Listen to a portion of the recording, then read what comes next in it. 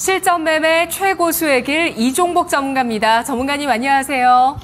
예, 안녕하십니까. 이종복입니다. 네, 오늘 화요일장 지수 반등 나오고 있습니다. SK하이닉스 등 반도체 양호하고요. 2차 전지는 오늘도 전고체 관련주의 강세가 눈에 띄고 있습니다. 로봇 AI 등 양호한 흐름 나오고 있는데요. 오늘 장 특징 어떻게 볼까요?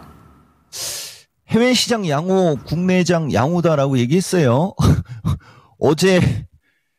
어제 그토록 원하던 그 환율이 1350을 깨고 급락을 하는데도 지수 밀어버리고 오늘 다시 그대로 급등시키고, 그죠? 정신없죠, 여러분? 미국장도 어제 장 초반에는 흔들렸어요. 근데 갑자기 이걸 살려내더니 저점에서 위로 쏘는 거는 뭐 올라가는 거니까. 그죠? 특별히 문제는 없지만 어쨌든 미국장 오늘 9거래일째 이런 경우도 드물어요, 여러분. 그러니까 뭐 누차 얘기지만 이쪽에서 밀린 거 자체가 비정상으로 밀려서 올라가는 것도 특이하게 올라가는데 벌써 언 2만까지 왔습니다, 여러분. 무엇을 강조해야 될지 좀 그렇지만 어쨌든 이번 주는 파웰 그 잭슨 홀에 뭐 기사가 집중될 거예요. 뭐 누차 얘기하지만 연준 의장이 지금 이 시국에 이상한 소리 하진 않겠고 종목들이 미국은 지금 이종복이가 봤을 때는 선반영되는 것 같고요. 엔비디아가 벌써 우선 테슬라부터, 뭐 테슬라도 얘기했었지 않습니까? 엊그저께 뭐 대통령 후보자 만났다고 올라간 게 아니고 올라갈 때 됐으니까 올라간다 뭐 이런 얘기 했는데 이거보다 더 중요한 거는 엔비디아인데 엔비디아가 결국은 다 올라왔어요, 여러분.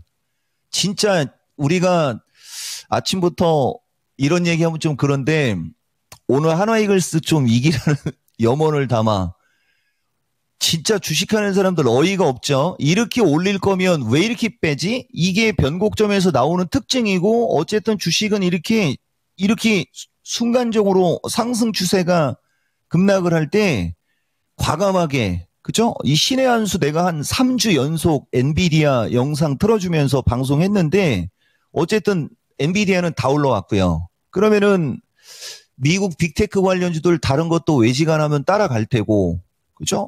근데 이제 어느 쪽이 먼저 따라가느냐 보는 것도 재미있겠지만은 어쨌든 테슬라 2차 전지 요새 전기차 불나는 거 갖고 계속 이슈 되잖아요.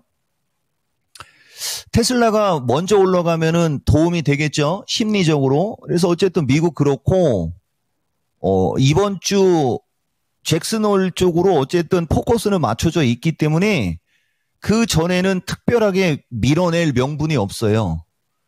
대신 이제 어느 정도 치고 올라가면 선반영 마법의 단어라고 하는데 우리가 그거 정도는 봐야 되는데 실시간으로 보지 못하는 게 좀 안타깝긴 합니다. 그죠? 지표 꾸준히 그냥 양호하게 나오는 거 확인하면 되고. 그러니까 뭐 우리나라는 이제 드디어 반도체가 앞으로 나왔어요. 반도체 그다음에 2차 전지가 나오면 좋겠지만 아까 그 화재 얘기 뭐 이런 정신없는 기사 때문에 그건 좀 이따 얘기해주고 로봇 AI 전고체 등 강세라고 했는데 전체적으로 다 많이 빠진 종목이에요, 여러분.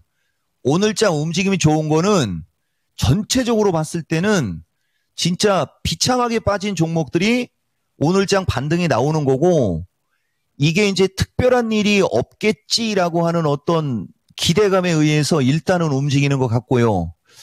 근데 지금 방송 중에 저쪽은 또 쭉 밀려요, 여러분. 이 진짜 극한 직업인데 잠깐만요.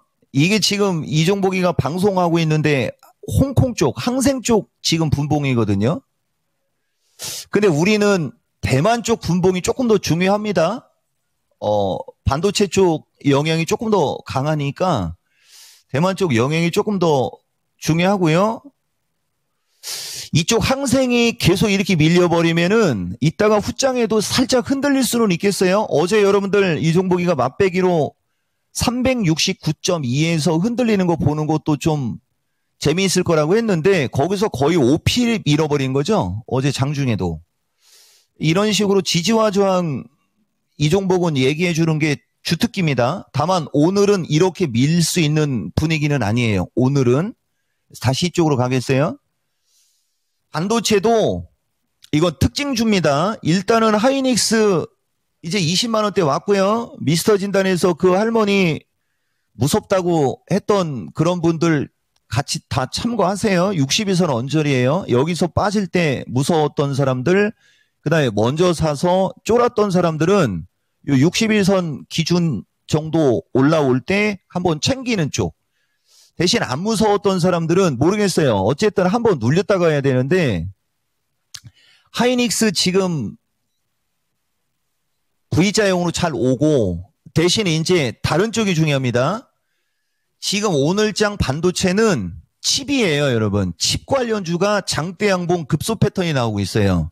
대신 완벽한 급소 패턴이라고 하기에는 거래량은 좀 다소간의 부담인데 8월 13일 날 전고체 관련주 첫 양봉 나올 때하고 흐름 비슷한 거예요. 그러면은 뭐 칩이든 뭐든 반도체 쪽에서 이런 어떤 현상이 나온다는 것은 긍정이고요. 그 다음에 나머지 이 주식이 어떻게 될지 이런 것은 미스터 진단이든 어디든 텔레비 계속 시청하시고 기본적으로 62선까지는 올라가는 걸로 보는 게 맞는 거예요. 그리고 오늘 특징이 또 AD테크 같은 거 진짜 비참하게 많이 빠졌잖아요. 드디어 21선 밑으로 깔고 장대 양봉 급소 패턴이 나오고 있다. 반도체 쪽에서 대신 칩이 먼저 나오고 있다. 여러분들한테 요 얘기 한 거고 이 시간에 종종 이응직도 얘기했어요. 이제 이런 것들 이제 20일, 60일 쪽으로 거래만 실리면 좀 따라가려고 하겠죠. 그리고 로봇인데 로봇은 사실 지금 특별한 건 없고 이것도 특징주예요. 요새 SBB가 이렇게 놓고 보면 비참해요. 근데 요거를 올해만 놓고 보면 올해 기준에는 그죠? 예, 올해 기준에는 연초에 거래량이 급증한 이후에 수개월 만에 처음으로 이렇게 거래가 늘고 있거든요. 주식은 이렇게 거래가 는다는 얘기는 매수세가 붙는다는 얘기예요. 이것도 추격 매수하지 마시고 로봇 쪽도 지금 한두 종목씩 매수세가 붙는다는 얘기는 다른 쪽으로도 확산될 확률이 높은데 아마 그런 기사는 없을 거예요, 여러분. 이 코로나로 인해서 원래 이 종목은 이 코로나 때문에 비대면 언택트 얘기하면서 AI나 로봇 쪽으로 갔던 장본인이지 않습니까? 그게 다시 매수세를 촉발시킬 수도 있는 거죠. 빨리 공장 자동화나 뭐 어떤 그런 쪽 조금 더 빨리 해야 되는 거 아니야? 뭐 이런 식으로 하면서 매수세를 촉발시킬 수도 있고요. AI도 마찬가지예요, 여러분. AI 쪽도 코로나 때문에 오히려 순환매가 빨리 나올 수도 있다라는 거 여러분들한테 좀 얘기 좀 하고 AI도 워낙 많이 빠져가지고 요새는 거래량 실려있는 셀바스 종종 얘기해 주는데 이것도 거래량이 2000K에서 4000K가 터져야 되겠죠? 흐름 양호하죠, 여러분? AI 쪽도 흐름 양호하고 그 다음에 전고체는 오늘도 2차 전지는 전고체인데 이렇게 많이 빠진 주식이 이렇게 거래가 터지면 이렇게도 올라간다는 거. 중요한 거는 2차 전지과에 한농이 같은 게 10,000원에서 20,000원까지 최근 한 10대1 거래일에 100% 가까운 시세가 날 정도로 강력하게 올라가는 이런 특징을 우리가 알아야 돼요. 그러니까 종목들이 지금은 침체기형으로 빠졌거나 되게 많이 빠진 주식들은 이제 약간의 명분만 있으면 되는데 많이 빠진 것만큼 좋은 명분은 없어요. 다만 이제 지수가 변동성이 줄어들면 되는 거예요. 그리고 그 변동성이 줄어드는 변곡점은 이번 주 후반인데 그때 변동성을 키울 소지도 있지만은 지금 상태로 놓고 봤을 때는 그렇게 크게 키울 수 있는 소지도 적다 이거죠. 거기에 일단 요까지만. 그래서 종목들이 오늘장 특징은 이제 장이 한 바퀴 돌면서 어느 정도 변동성이 줄어드는 과정에서 많이 빠진 주식들이 먼저 부각이 되고 그 중심에는 반도체, 로봇, AI, 전고체 등이 있고요. 시장에 한 바퀴 돈 상태에서 다시 한번 만들어지는 과정에 이종복이가 봤을 때는 누차 강조하지만 가격 매력이 있는 쪽이 일단은 지금은 먼저 움직이는 특징이 있다. 이렇게 말씀드릴 수 있습니다. 네, 해외 시장 양호한 가운데 오늘 국내장도 양호합니다. 낙폭 과대주 가운데서 움직임이 좀 더 나올 수 있을 만한 쪽에 대한 시장의 관심 높다라고 보셨는데요. 오늘 장 투자 전략 정리해 주시죠. 또 370 돌파, 367 지지 체크인데요. 이게 사실 우리나라도 미국으로 같이 놓고 보면 373쪽으로 가는 게 사실 맞긴 맞거든요. 근데 아까도 얘기했듯이 아직은 좀 캥기는 게 좀 있을 거예요. 그죠? 거래량 패턴도 그렇고 뭐 여러모로. 다만 어쨌든 시장은 V자형 반등 나왔고 내가 어제도 얘기했던 것 같은데 작년 4분기 때 11월 달도 10월 말까지 이렇게 1, 2, 3 하락인으로 급락시켜 놓고 며칠 사이에 급반등 시켜 놓은 다음에 눌림목이 작고 돌았거든요. 가능성이 있어요. 환율. 이 환율인데 지금 보시면은 요번에는 그 엔화하고 연결된 환율이라 이게 좀 어려울 수는 있으나 어쨌든 환율이 이렇게 급락을 하고 있는데 외국인들이 주식을 팔면 저자들은 스투핏이죠. 스투핏. 가만히만 있어도 환율 떨어져서 환차익이 생기는데 그러면 환율이 떨어지는데 포트폴리오 조정 기회 3로 얘기해 드릴게요.